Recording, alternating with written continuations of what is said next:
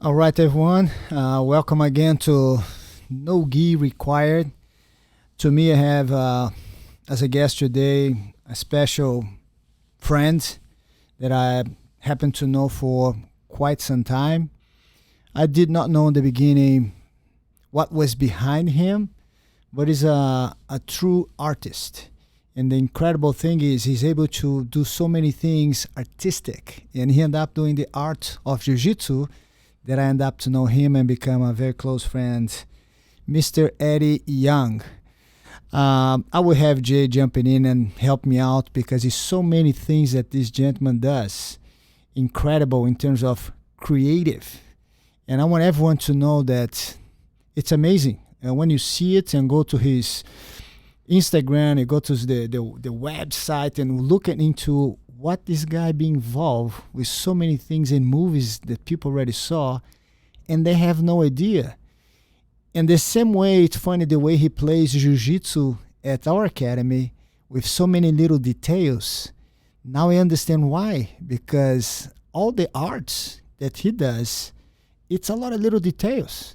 And you guys will understand even more when I mention the names of all the customers, creatures, everything that he does. It's so many little things and makes the big difference. Jay, can you please compliment here all his companies, all his artistic side outside of our school? Yeah, well, I mean, the first thing that, welcome, Eddie, you know. Thanks, Jay. But Thanks for talk, mister. the thing that I think is pretty amazing learning about you, and it's always the thing with Jean-Jacques School. I think any martial arts school, any jiu-jitsu school, you train with people and you become good friends, but you really don't know what's behind that person. There's a sense of we're all kind of equal and we're all just here for a common purpose. And then you find out that somebody has some amazing talent or a gift. And to learn that you do these amazing visual, but you started organically with sculpting. And the best part is, I mean, I found out you're a Valley kid, so you grew up in the Valley just like me, and you found your passion at a young age, a very young age. And what was your inspiration? I know it was monster movies, but do you remember that moment when you just said, this is it, this is what I want to do with my life? Yeah, actually, it was in second grade. I was 7 years old, and a little girl on the playground showed me this book, and it was called Movie Monsters by Alan Ormsby. And it talked about all the classic movie monsters, Frankenstein, Dracula, Creature from the Black Lagoon. And I was like, wow, this is incredible. At the very end of the book, he taught you, children, how to make yourselves into those creatures because they were all done by a makeup artist. So they had paper mache, Frankenstein. They had Dracula, and you pencil in a widow's peak with your mom's eyelash or eyebrow shader and so on. And I was obsessed with that book. So that was the first time something like that. On top of that, I'm always curious to know because I don't know how to draw. My drawing is something like I can't believe it. And I see some people that born with. Did you feel that you already have that on you in terms of drawing and have that whole creativity translate from what you have in your mind to the paper, to the sculpture? Because it's something that I wonder sometimes how they can do such a thing so perfect or visualize that face of the monster. Do you think that you have that on you even before you? I don't even know if you have to go to school to improve, to get better, if it's a need to, because to me it sounds like you already have that on you second grade. Right. So my answer to that would be no, I did not have the talent of drawing. I did not have anything. All I had at that time was a desire, a passion, which became an obsession. And I could not stop thinking about that. All the way into high school, junior high school, all I thought about was how do they make these monsters? And then I would watch the horror movies and I would say, how did they do that? How did they design that? All I had was the passion, and it was not satisfied, much like a drug addict or something, unless I figured out how they did that, and I had to replicate it. And that's all I knew at that time. And there was a time before all this computer revolution that we have, yes, which even makes more challenge. Right, because back then they would sculpt things out of clay, draw, paint, hand paint, everything, molds. We'd make molds on things. So I would go to the bookstores, and my dad would leave me in the bookstore for like an hour, and I would go right to the movie section and find books on how they did movie special effects. And then I would learn, you take a life cast of the actor, they would sculpt a monster face on them, they would make a mold, they would glue it on their face when they filmed, like Exorcist, like American Werewolf in London, all these monster movies that I loved, and I would learn from that. And that became, I think, because one of the things I noticed in a lot of people that do well in what they love to do is they have like a goal. It's like, man, that's what I want to do. And I think that's the main thing. Is a lot of people think I want to find something that I like to do. In such an early age, you already found that. Yes, but I didn't know. So I was a little confused because I had parents that were immigrants, right? So they're Chinese, they're Asian immigrants, and I had to learn piano and music and, just like every other Asian stereotypical kid. I had to be a doctor or a lawyer. So my life was planned out. You're going to go to college, you're going to go to medical school, you're going to do all this stuff we want you to do. So they planned it all out. And yes, they were very smart to do that, but they didn't realize that this particular kid was super passionate about something, so much so that I would argue with them, got into fights with them. They're like, what's wrong with this kid? Because all my sisters and brothers' kids are just following, they're listening to us.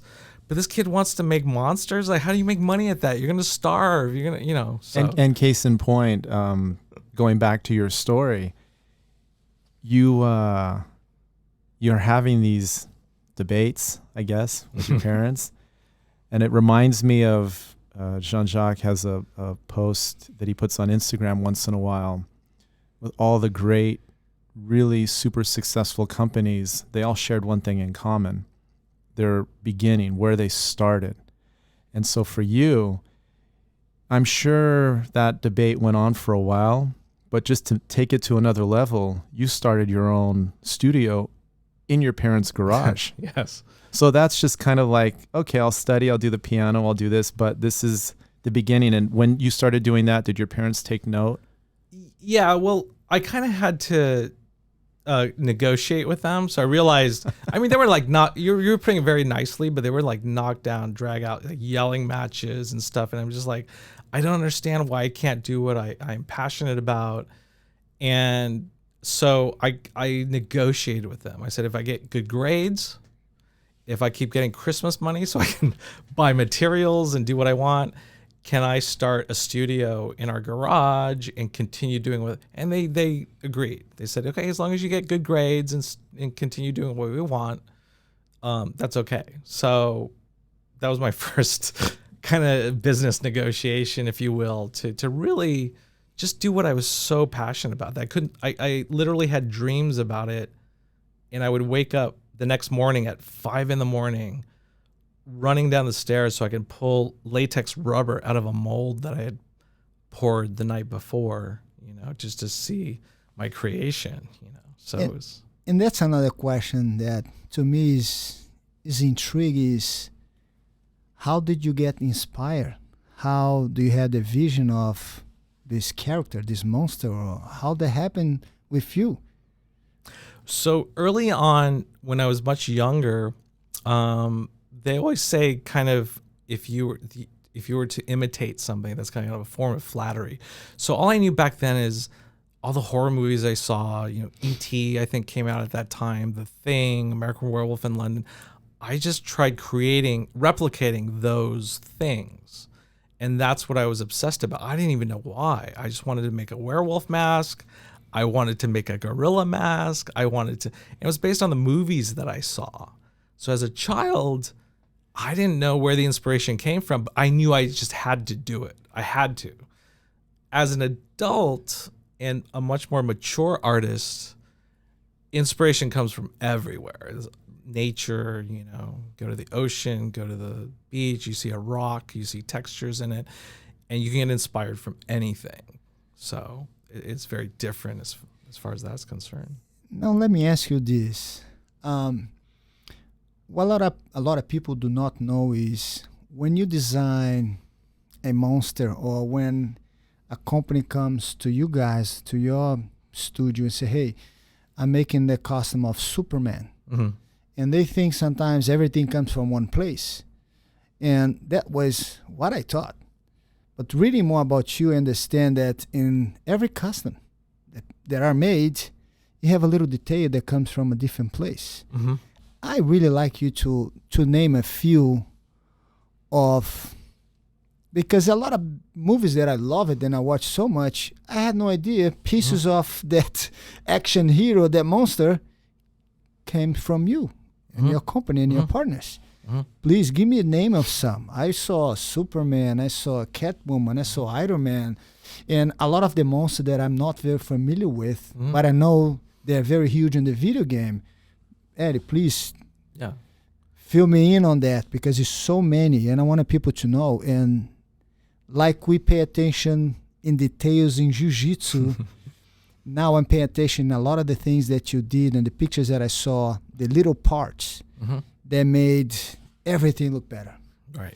So back in the early days of movie making and filmmaking, things were much more simpler. And you might have had one, maybe two artists design something, create something, contribute something.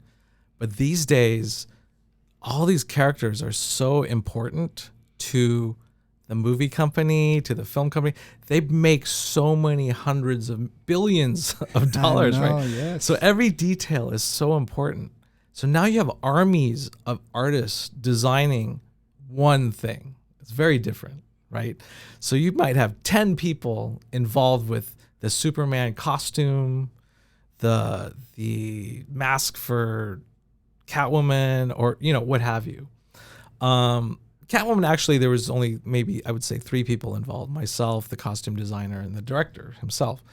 But many times these days, you have several artists. So it usually starts with the costume designer or the production designer.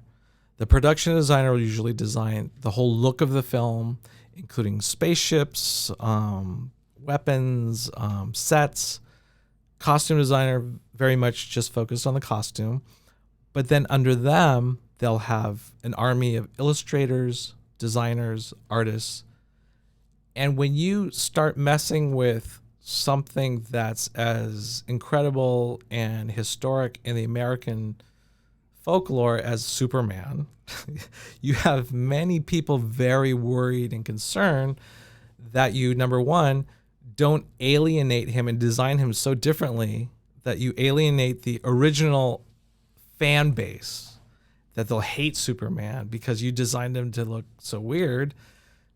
And you need to attract new fan base, the younger generation of moviegoers that maybe aren't as familiar with Superman, but they don't like the people wearing spandex blue and red underwear. So you got to kind of modernize it and bring it in without upsetting both those people. So it's very much a challenge, and that's why you need so many people involved, because everybody has their specialty, everybody has a different take, and you don't know where that perfect ideal design might come from or collaboration might come from. So these days, many people are involved. So I don't want to take credit myself for everything. Oh, no, definitely. And I know it's a teamwork, but I like you to name some of the action heroes, some of those monsters that I'm not familiar with because I'm a white belt in video games. But I want people to know because it's incredible. Yeah. You have pieces on Superman. You have Yep. some Jurassic Park dinosaurs. Yep. You have Avatar. Yes. Give me some of the names because it's incredible. Yeah. So, so basically, Superman, for instance, the costume designer was James Atchison. Now, what I'm talking about is the remake of Superman. There were so many. They spent so much money with different directors trying to remake the Superman franchise. Okay, there's like 5 different directors, and I worked for I think 2 of them. And then finally, they came up with Man of Steel, Zack Snyder, and that was the final Superman that was released for the new franchise. And James Atchison was the designer for that costume. So he would hire all the different artists. Warren Manser was one of the main artists that drew a lot of it that I worked with hand in hand. And what we actually did on Man of Steel, my company, was we created from his designs the S logo that they called the glyph and all the trim pieces on his costume that were eventually glued onto the costume to make the costume what it eventually was. Because then you have Superman. Yeah. You help me out. I see Catwoman, and I see those big characters there. And yeah, a lot of those are video games. So, so for instance, Catwoman. So that story was a little different. The studio hired the costume designer hired me to help them out, and they said, "Hey, we have this new movie with Christian Bale, Batman. Christopher Nolan's directing, and we want you to help us design." So I came in the first day. I was thinking I was going to help with Bane. So I was like, I want to do Bane. Yeah. Oh, no, Bane's already designed. They're like, we want you to help out with Catwoman. I'm like, oh, the girl? I don't want to be sexist or anything, but, I'm much more testosterone, just, evil, horrible, frightening looking designs. And I'm like, oh, I got to do Catwoman. Okay, what do you got? And they said, oh, we have this idea where she'll put her glasses on top of her head, and then it'll look like ears sticking out or something. And I said, but when you have those glasses down, it'll look stupid because her ears will be pointing straight out of her face. And they're like, yeah, we don't know what to do. So then I thought about it, and I said, if I put a hinge here and I put a hinge here, and I did a really quick 3D digital model, and I showed them, and all of a sudden Christopher Nolan, the director, saw it. He's like, that is clever. That's what I want. That's great. And almost the first day I designed the mask. And so that was really cool. And Lindy Hemming was the costume designer at the point. I have to give her credit, for hiring me and telling me what they were thinking and all that stuff. And that was, I think, one of the most proudest moments I had, because there's nobody else in between. It was literally my design. The director saw it. Lindy Hemming said she loved it, and that was it. So, and what is the deal? Because I saw some of the monsters that you Yes. go to a lot of those fairs for video games. yes.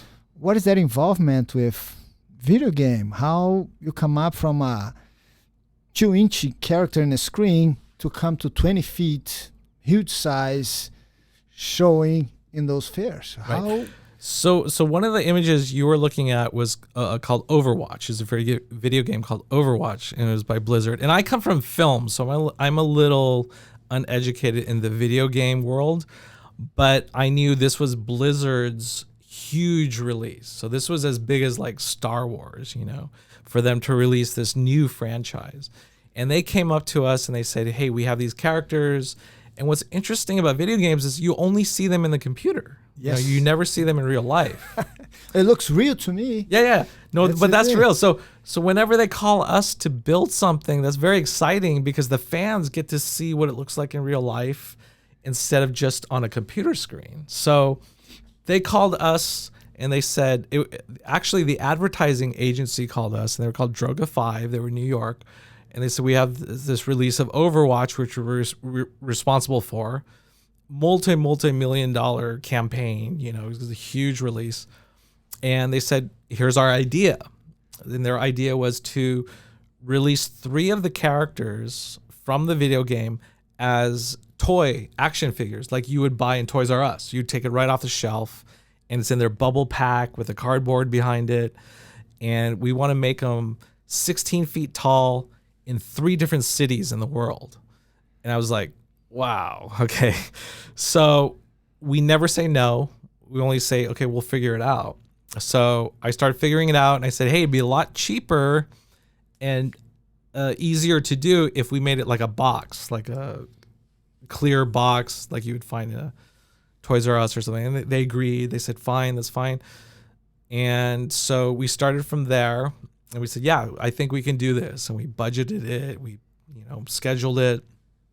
And the one thing I told them, because the time frame was so tight, it was literally, we had 3 or 4 months to make it with 1 month of shipping to the different cities, that I said, the only thing I ask is that Blizzard and your company cannot make any comments. It's like, we got to just go. We got to make this. We don't have time. We don't even know how we're going to make it, but we don't have time, because there's 16-foot figures, 3 different cities, right? Please check that out, because it looks awesome. And if you know the video game we're talking about, man, it's a huge action. Now, to me, it's like an action figure. It's not like the monster, but it's incredible.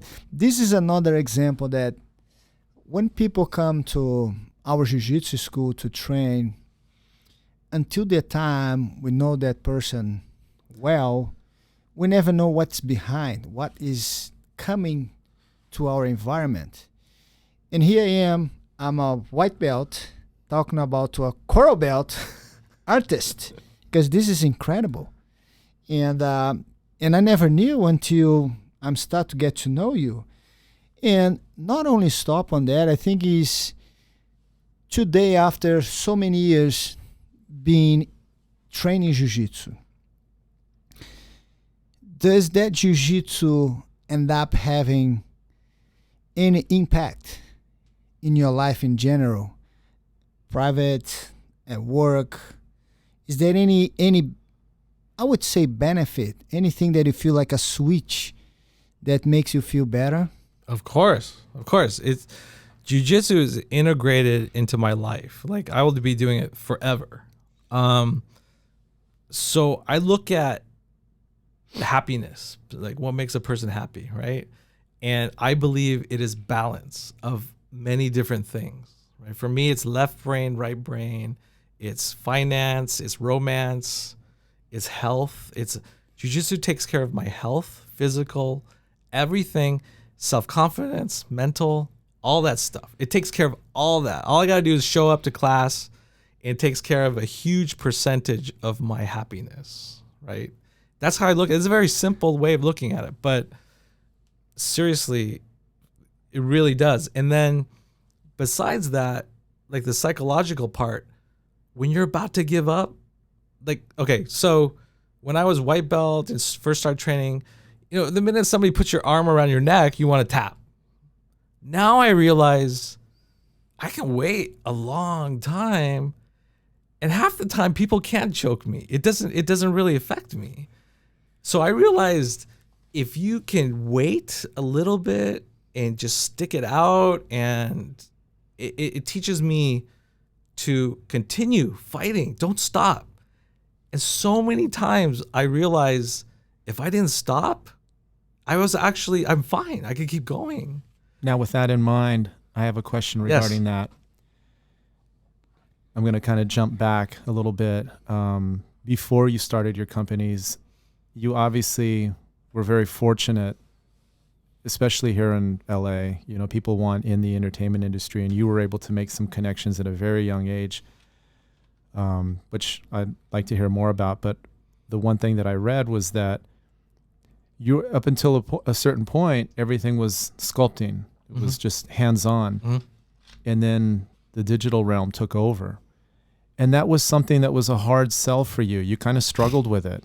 Absolutely. Did you because I can see the correlation, because you spent close to a year, if I'm not mistaken, before it really took hold. How did you manage that? Because this is your passion we're talking about. Yep. And being told that now we're not going to be doing as much hands-on.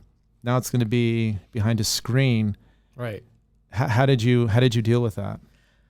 I think absolutely jiu-jitsu helped with that. I was at a point where, Jurassic Park had come out.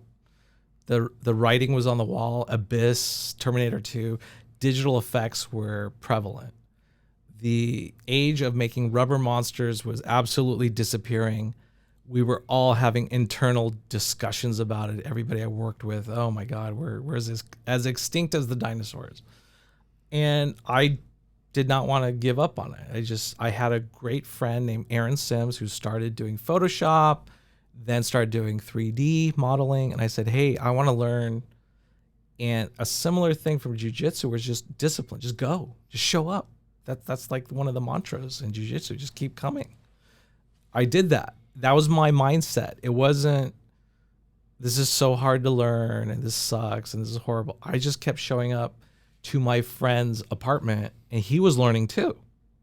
We would meet 3 times a week and just learn. I didn't know what I was doing. I just wanted to keep touching it. Then he got a job doing it professionally at another studio. I just continued at my lunch hour. I just kept doing it.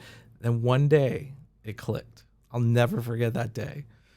When 3D software to me, I thought it was a modeling, sculpting software because I didn't know any better. I barely knew what a mouse was, let alone a keyboard. And it clicked that day. Wow, this program is a movie studio. It has lights, it has cameras. You can fly the camera through the scene. You can animate the camera as much as the characters that you create. And that day was epiphany. And that day changed my life. I'm just like, oh my God, I finally understand this. And I kept learning and so on.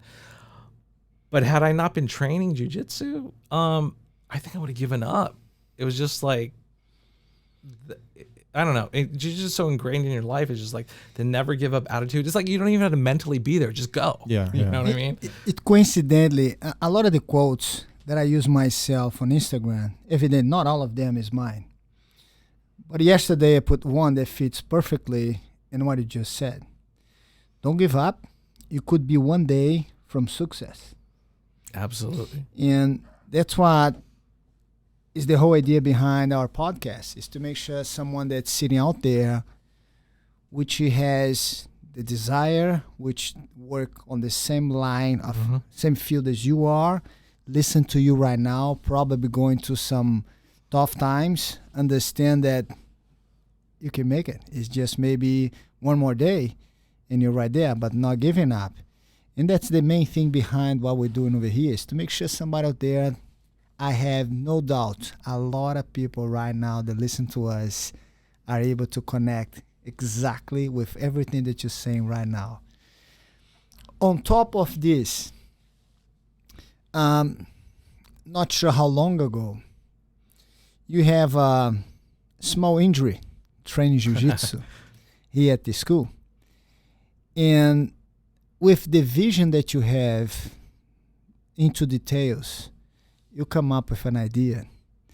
And a lot of people out there, if you don't know, Eddie's Young is also a co-founder of Luta Gear. And I just wanted to go briefly to how that creation came up. Okay, so yeah, I was training with Neil Bernardino, who was a black belt at the time. I didn't know him very well. And he was in my guard. And I remember he jumped over my guard, and then all of a sudden my ring finger was in pain. I didn't know what happened. And the ring finger had laterally bent, so it was very painful. And I was like, crap, you know. And then I remember my business manager was so upset with me. He's like, why the hell are you training jiu-jitsu? You're an artist, and your hands are so valuable being an artist. It's like, what's wrong with you? And I'm like, I don't know. I'm obsessed with jiu-jitsu. I can't stop. So don't even try and talk me out of it. I'm just going to continue. So I got, I went to orthopedic doctor, and he gave me the aluminum splint with the blue foam in it and all that stuff. And then eventually he buddy taped it. He called it buddy taping. He taped it to my good middle finger. And I was like, I don't want to tape my fingers every time I train. There's got to be a better solution. So being in the effects industry already, I had so many artists working with me, and people who sew things and manufacture fabric things. So I said, hey, can you do this for me. Just make 2 tubes out of neoprene, and I could and then make a little tab on it so I could pull it on easy. And so she did that. Her name was Vanessa. Thank you so much, Vanessa. And Ina actually was early on the development of it. And she gave me that. Then I trained the next day with it on. And one of the guys here at the school said, "Hey, what is that?" And I said, "Oh, I injured my finger, and it's just a little thing I made." And he said, "Do you have a patent on that?" And I'm like, "No." And he said, "I'm a lawyer, and if you don't patent that, I'm going to steal your idea." And he was being very friendly, very kind, trying to push me. So I realized that and said, "Oh, okay." So I went up to Neil, the guy who injured me. And I said, "Hey, Neil, I don't have a lot of time. I got businesses I'm running and all this stuff. If you have any time, what I was thinking is this." I pitched him the whole idea. I said, "Hey, this Luta Gear thing, that guy over there just told me he's going to steal our idea. If we don't start this right away." And Neil's like, "Oh, that sounds good." And I said, "And best of all, it'll make a great story. We tell people how it started." And he agreed to it. And it kind of sat for 3 years because we were both so busy. But on the 4th year, he had already submitted it because he worked next to It takes time. Yeah. It takes time.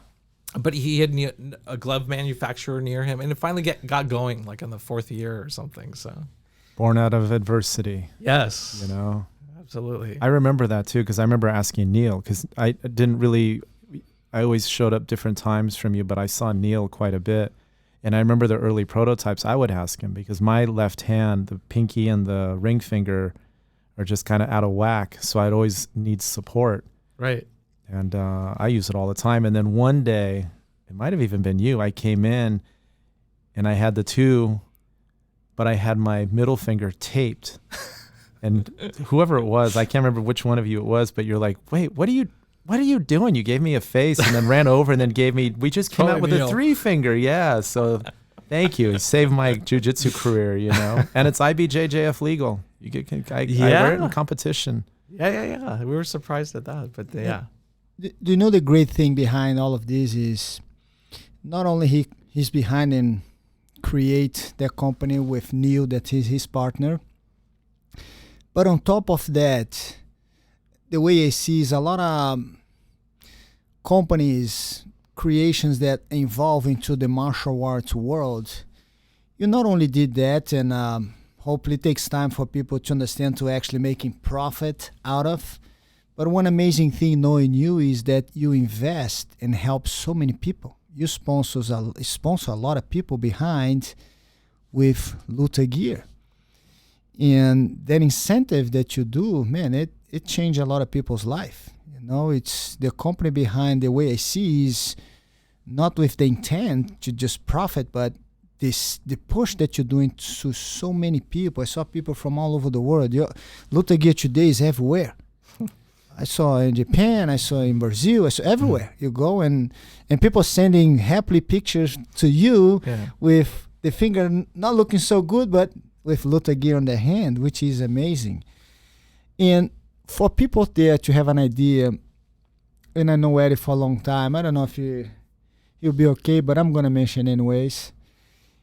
It's on this whole process that we have in the past, this year, with the COVID and all of this. I saw and I got a call from Eddie that at his own, and using the profit of the sales of Luta Gear and a lot of things, he was making masks, because on the beginning of this whole scenario that with COVID, not every hospital, not every clinic actually had the protection they need. And he just went to smaller clinics with the frontline people that, regardless of having protection or not, were there helping people that they need. And I think, if I'm not wrong, he made over 5,000 masks at his own and delivered to all those places. They were actually shields, if I'm not mistaken, right? Mm-hmm. And face shields. This is something that he did because he cares about people, not to promote himself. But I'm here saying that because I want people to know how important it is that everyone out there that you think sometimes you don't have enough to help someone. And Eddie just, like so many things, he just took action. He just made it. How was that, man? Because you did saved people's life doing this shield protection. How? When was the day you said, "Man, I need to help"? Yeah, I think in the beginning when COVID started, nobody knew what was going on, and everybody. I don't want to just say it's myself, but I'm sure everybody at home was just like, "What can I do?" I knew what I could do. I knew I had the machines. I knew I had the talent. I knew I had the people that we could really do something. The only thing I was missing is the connection between the hospitals. I didn't want to make something and then walk in through the front door of a hospital and say, "Hey, here's a bunch of masks." And they didn't know where it come from. They didn't know. I wanted that connection to make sure all of our hard work would go to The right directly to place. the front line. Yes. Yes. So that came in a person named Lisa Yen. A good friend of mine, Natalie Wong, knew I had 3D printers and all this. So she initially said, "Hey, I think you could do this." And then she helped me. And then she introduced me to Lisa Yen. Lisa Yen was the key because I knew I had an army of people willing to help, because of what I do and all the talent and everybody that was capable of doing all this stuff. So my studio, Symbolic FX, even said, what can we do to help? Everybody wanted to help. So I want to make sure that it's not just me. Everybody wanted to do something. Everybody wanted. So in every city, we discovered that all the materials were gone to make these face shields because so many people wanted to help and they were buying all the materials. Anybody that could manufacture this stuff was already doing it. So, but what was incredible at Lisa Yen, I met with doctors and all that stuff, and they kind of said, I made a couple prototypes, and they said, "Oh, we like this one better. I would put a cover here. I would make this do this." So a couple doctors and nurses came, and I met with them. But it was so early, and I wasn't thinking that's another kind of thing I should point out, is that I'm so laser focused on the goal. I didn't think that I was meeting with doctors and nurses who are treating COVID patients, and my wife was like, "You just met with doctors, and you can't come home," because I was living with her mother, Yes. who's elderly and diabetic. I'm like, oh crap, I didn't even think about that. So I slept at my studio for 4 or 5 days while we worked out what I should do to get back home. And she eventually moved downstairs, and you sleep upstairs for 2 weeks while you quarantine. And it's important to point out, I know, like Jean-Jacques said, it wasn't something that you really wanted to put out there. When you give, I think it's important you give from the heart. Absolutely. We didn't think about anything. It's just no thought. But you made the local news. So, I mean, I'm just sitting there having my coffee, and I'm like, I know that guy. It was pretty amazing. And it just kind of spread like wildfire, at least amongst all of us here, because it was a really important... Yeah, and it's important for me to, I don't want to be on the news or anything. I just want to spread the information so that we can get more. We were working with a church at the time, and we were getting donations for the materials. And it was just important to me that we kept this thing going for as long as they needed. And what was wonderful about Lisa is that she focused on the hospitals that didn't have protective equipment at the time. And then after that, after things kind of calmed down, she focused on retirement homes, which everybody forgot about. Yeah. There's like news stories where bodies were piling up. So she wanted to give things to the old folks home, retirement homes. And she kept finding those places where there was no money, and our products were actually very helpful. So that was the laser focus. That's all I cared about, and that's all that mattered at the time. What would you say to someone that wants to start it in the line of business that you are today, wants to become an artist like you are? What would you say? What would be the few points that you would give with your experience already being through so many challenges to these people out there? Number one is passion. You cannot teach passion. I'm sure much like yourself or Jay, we're so passionate about jujitsu. You're probably very similar to me. You couldn't stop. You thought about it night and day. If you have that drive, that you can't teach that. If you have it or don't have it, that's one thing or another. So if you don't have it as much, but you still want to do this, is discipline. So you're just mimicking the person that has passion, which means you got to think about 24/7. You got to train, you got to practice sculpting, learn anatomy, you got to learn materials. It depends. If you're very specific to what I do, like concept design or sculpting or that kind of stuff, you got to train sculpting in clay. You got to learn all the new digital tools that all the new artists are learning. You got to continue to reinvent yourself. Never be satisfied where you are. You got to keep changing and going with the times and what the new tools are. And I'm sure it's the same, similar to jiu-jitsu. It's like, what? Oh, here's the new thing. And that's what I hate and love about jiu-jitsu. It's just like, I thought I learned all this stuff, and then there's like new stuff. There's like stuff you haven't thought about. I'm like, are you kidding me? It's like never ending learning. And it's like, okay, all right. Well, I just have to accept that. But similar to anything, it's like everything that we do, every industry evolves.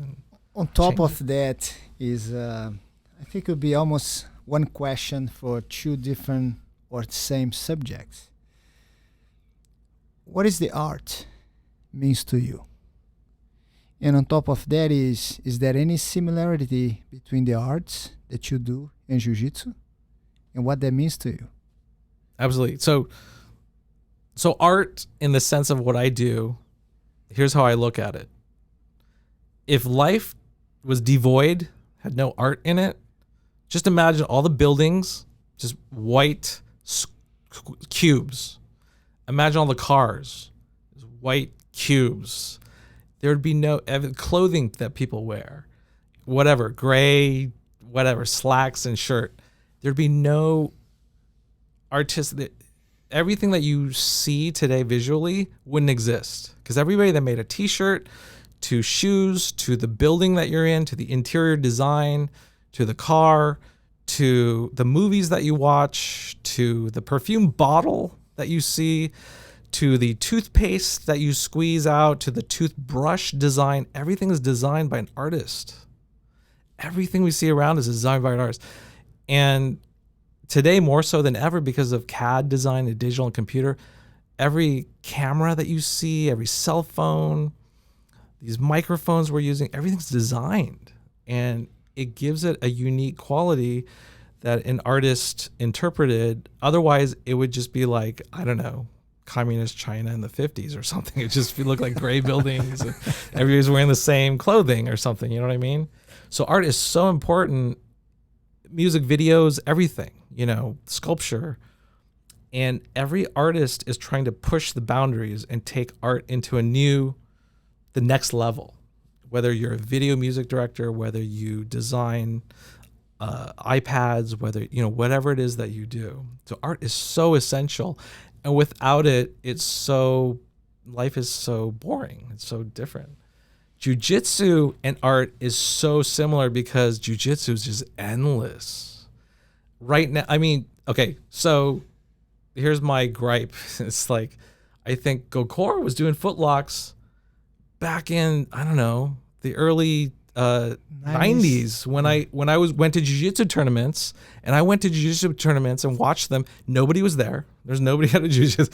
It was just the weirdest thing. And I just saw Gokor, and he was like tapping everybody out. And then now Gordon Ryan comes around, the Danaher Death Club, and like footlocks. I was like, wait a minute, dude, Gokor was doing this like 20 years ago or something. But now it's so popular, and it's just constantly evolving. Now it's accepted. I don't know what the politics are behind that, but it's accepted. It's evolving. The barambolos, everything. There's just like all these new moves, and I'm just like, wait a minute, I just got all this stuff down, and now Eddie Bravo comes out, and there's like all these new terms. I was like, and then Jean-Jacques and Hicks and all these, everybody's just say the foundations. I'm like, okay, so I'm not going to be too enamored with all the new stuff. I just gotta need the founding things. So, but it's so similar. It's just like anybody who could come up with anything and it works, it just becomes part of their arsenal. Now is the easy question for you. Who is Eddie Young?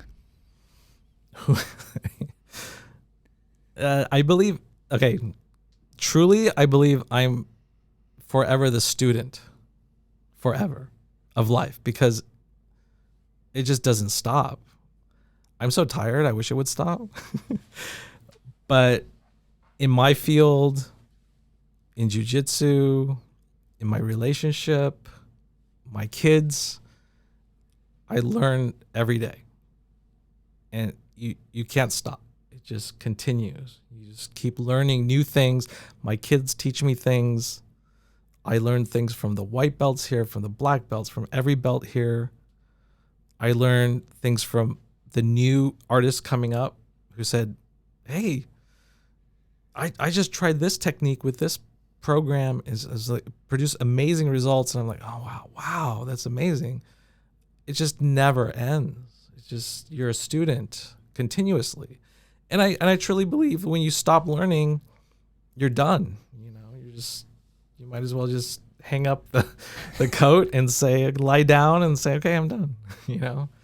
But I think we're just continuously learning. If you want to succeed, or if you're driven enough to continue and want to go to new places, you have to continuously learn, you know, because it's never ending. I have a question. Yes. How did you finally convince your parents? You know, you don't want to be a doctor, you don't want to be a lawyer, that you want to do this. At what point? When did it finally? And right on the beginning, your parents said, "What's wrong with this guy?" Yeah. And I said, "I think they misunderstand is right with this guy." Because looking today, you're right. Well, let me put it this way, Jay. I was 45 years old, and my dad was like, you can still go to night classes. You can still get an MD. I don't think he ever relented, because that was just so ingrained in his, I would say, 1940s thought process. You know, it's just like you got to be a doctor to succeed or something. Yeah, I say this with all respect. I think our generation, you know, our family always wants what's best for us, but sometimes, in a respectful way, I feel like they stopped learning, because to recognize that you were this child that had such a passion. Who wouldn't want that for their child, to like know that, wow, this is something that they are just focused on. How many times in here, and Jean-Jacques will tell you, we work with children here. It's a big thing. And we have the conversations with the parents, you know, and a big part of the conversations are, they come in because they're looking for their passion. I'm trying sports, I'm trying this, I'm trying to get them into something that's gonna click, you know. So for you, I mean, what an amazing thing that you were able to not only find it at such a young age, but you're actually able to live it, and it gives your life such purpose. And I think that's why you're doing all these amazing things that you're able to do.